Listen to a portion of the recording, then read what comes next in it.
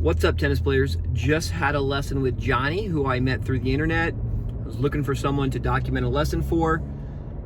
This video will be titled Common Tennis Problems, How to Hit Topspin Effectively in Tennis. Albert Einstein once said things should be made as simple as possible, but no simpler. Johnny just needed a little bit more information. And like I said in my previous videos about this concept of getting the ball to go up through friction, not the angle of the racket face, the contact point reality. It's something I go over with 90 to 95% of my tennis lessons when I first start working with them, and it really helps. I get results. So enjoy the video lesson, and let me know what you think in the comments. Please subscribe if you're not subscribed yet.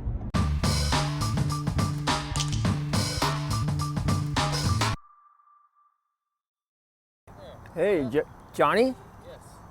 How's it going? Good. How are you? Good, good.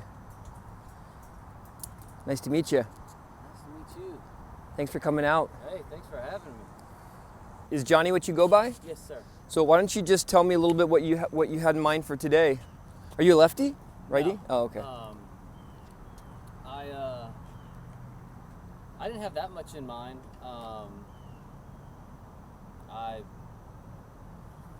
Do you want me to tell you what I think I need help in? Yeah, absolutely. Okay, so, talk to me about your tennis game. Okay, so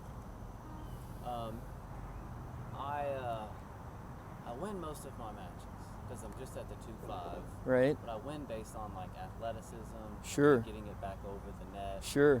My offensive game is in doubles when I play the net. Sure. Because I played shortstop in college, so that part like doesn't take a lot of fundamentals. Sure. Fundamentals suck. My fundamentals are terrible. I can just get to balls. I have no offensive threat for backhand or forehand. Rarely I'll hit a winner. Right. But most of the time, I'm just getting it back over, trying to keep them deep or keep them from having a sure. easy shot. Yeah, we see that a lot. You can get pretty far in tennis off athleticism alone. Yes. And the idea of just getting the ball back is actually, even to the higher levels, is actually pretty valuable. If you can get the ball back enough times, they're probably going to miss. But I could definitely see how that only works to a certain extent. Yeah, exactly. I'm sure you've played some higher level players and they kind of just end up hitting winners on you or something like that. And eventually you just can't get to it because eventually you play a player who can hit a ball faster than a human can run. Yes. It would be one thing I would say. I think sometimes people in your situation, they'll come to me and they'll play again, stronger players, and they'll say, oh, I messed up because I hit everything to them.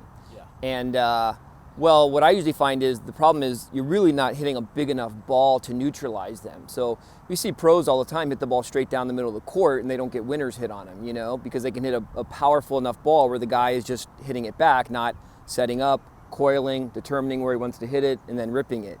Yeah. So in that case, I think we should start with your ground strokes. Okay. Why don't we bump the ball back and forth a few times? Yeah. And then I'll set up the camera and I'll have you aim to a target and I'll show you your stroke in high speed, and then I'll kind of explain to you any physics things or fundamental things that might really make a difference. Sounds good. All right, let's do it. So why don't you go over there and we'll bump it.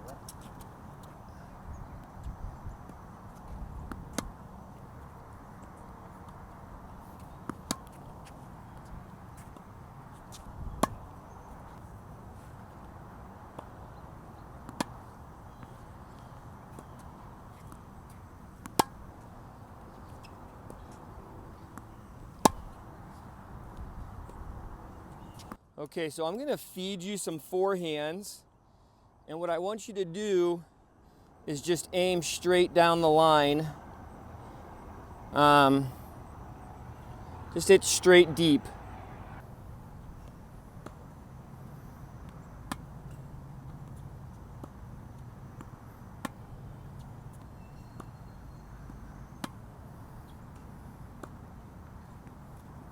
All right. So here's a problem. You see how your racket's kind of coming in on edge, a little under the ball? So basically, in tennis, you want to hit a true topspin every ball. So when I say you got to hit the ball hard, I mean it. Like, the speed of the ball does matter. You want to be able to go out there and rip it. And really the only spin that's going to allow the ball to go up and then back down effectively is a top spin, a vertical rotation. And you do that every once in a while. I kind of worked on it, and I understand. Yeah. Like that's one of my biggest frustrations is I can't hit the ball hard because I don't feel like hitting another top spin. Right. So I'm afraid to hit it hard. Exactly. Right. Here's a good start here. So this is a good position to be in, the low and closed position. But again, people get so close to contact and mess it up. Here you can see remember, we're always fighting this instinct to want to turn under the ball. The brain hates the idea that friction is going to make the ball to go up. So you got to fight this urge to want to come on the bottom of the ball. And this is what I see all the time. People can start great down here, and then they get right in here, and their brain still wants to turn that racket face up. And that's why a lot of times your ball is kind of knuckleballing sideways in the air, and that's not going to make it come down. So basically, and that's also a lot of reason you see this kind of very quick horizontal follow through. Whereas on like pros, we see them way out before we see the racket pull around. So you're basically trying to flip during contact to get your spin. Whereas you don't want to have to rotate the arm that close to hit. You want to be able to just lift and go out. So let me show you what I mean here. I got some good high-speed video of a ball strike. But basically the secret to kind of ground strokes is learning to get that ball to go up through friction. So kind of watch. This is what the brain doesn't like. You're going to see the strings are really straight up and down. So it's not... Or even a little... Yeah, even a little tilted. I mean, I've seen shots of Federer where he's actually a couple degrees closed at contact, but the ball still goes up. But the brain doesn't like that. But once you understand that concept of friction, that the strings grab the ball and pull it up, and that it's not like a under and over, and I think that's where people kind of get a little confused about what actually creates topspin, you know? So basically, I'm going to give you a couple drills to do here, but really it's kind of conceptual. If you can go out there and just experiment with almost feeling like you're going to come into the top of the ball and then really swing fast. Yeah. You know, those are the only ones I can feel like if the ball's perfect, I'll attack it and swing hard. Yeah. Well, anatomically, the backhand's a little simpler. The forehand, there's like, even though people like hitting with their palm, there's like elbow and more wrist stuff going on. It's a little harder to figure out. If you get the concept on the backhand, can't tell you how many people I've worked with that have had weaker backhands at the beginning, and they end up with stronger backhands. I didn't have a backhand to save my life. It was just this, and now I feel more comfortable. Yeah. Well, let's do this. Come out here. I want you to have a little bit of fun with it. Okay? Just grab a ball and just try to almost feel like you're going to hit it in the ground, but really just swing fast and straight up to the sky, and you'll see you can still hit it in. You don't have to do any of this. Go ahead and just experiment with, leaving that racket closed through the hit. And don't be afraid if you miss the next 5 balls straight into the ground. Okay, go for it. Try to go through and up. There you go. That was quick. All right, work on that. Do about 10 more of those. There you go. Do about 10 more of those. And again, people see the pros follow through here, but if you go watch a match, a lot of pros are up behind their head during the match more than they're over across their body. So while you're doing this, try to just go straight up on a few. I want you to really feel that vertical spin. Oh, that was good. That shadow swing was better. There you go. Look, that's going to come down. That came in. There you go. That's a great sound. You hear those strings move? That's what we want. There you go. And that's essentially how you're going to hit hard in tennis. Good. That's a good problem for you right now. That's okay. The trick is when you miss a couple in the net like that, Johnny, don't go back to this open racket face. You got to find out how to get that ball to stick on the strings better, right? Yeah, and you got to fight this. Contact, should this be like this or should I be like this? Well, at contact, it's going to be, I can't tell you exactly, but, vertical to maybe a little tiny bit closed. I mean my wrist. Oh, your wrist? Should I be pretty straight or should I be I wouldn't think too much about that. I would just focus on that contact, that's good. and then approaching with the edge of the racket, coming from here. Not doing one of these, but just approaching from here, okay? Yeah, you're doing it right now. That's great. That's great. Nice. There you go. Here, do 5 more, and then we'll see if you can do it off a feed.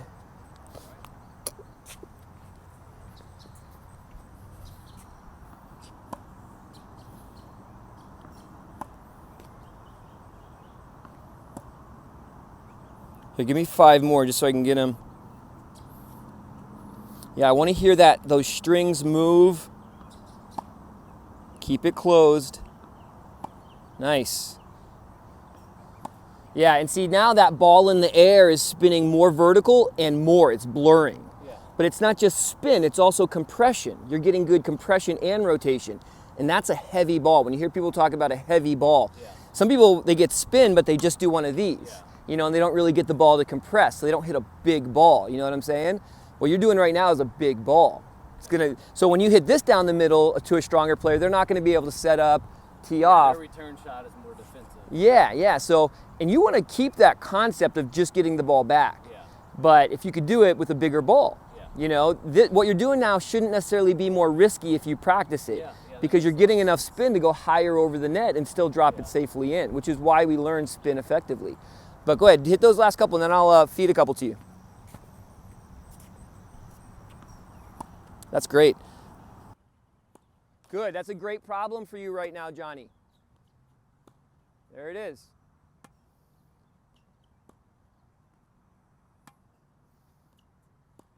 Good rotation on that. Get lower. Good. So what happens is, up to now, here, let me explain this to you. I want to give you lots of concepts.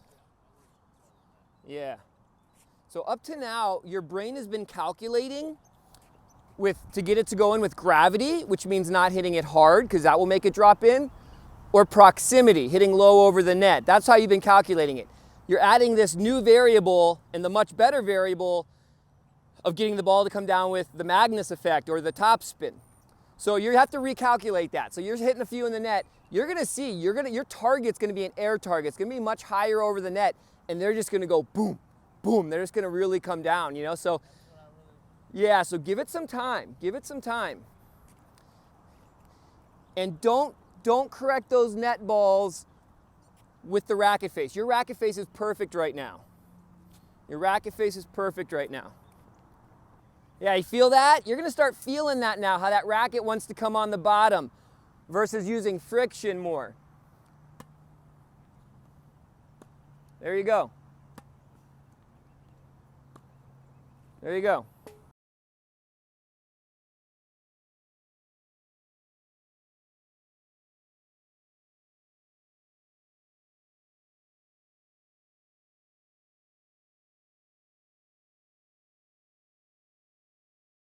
You have any questions or anything that came up, or do you think this is something that you want to try or you can get? No, I definitely do. Think it's something I need to start working on. I get into the mode of just wanting to win matches. That's so tough. I play it to win. Yeah, to get better. that's tough. No. I know I know that story, that long story. You go out, and when you play, you want to have fun and compete. You don't want to go out and be on the ball machine. But I tell you what, it's going to be worth it to find some practice time or a true practice match where you find a good friend and you just tell them, hey, look, you're probably going to kick my butt this time because I'm going to try some new things. But here's what's going to happen. Here's why you should do it. When you do go out and have fun recreationally or tournaments or whatever, you're going to get a better workout. Yeah. Because you're not going to just be slowing down your swing, not recruiting your whole body. Once you get this, you're only limited by how fast you can swing that racket. So you're going to be able to coil more, push off the ground more.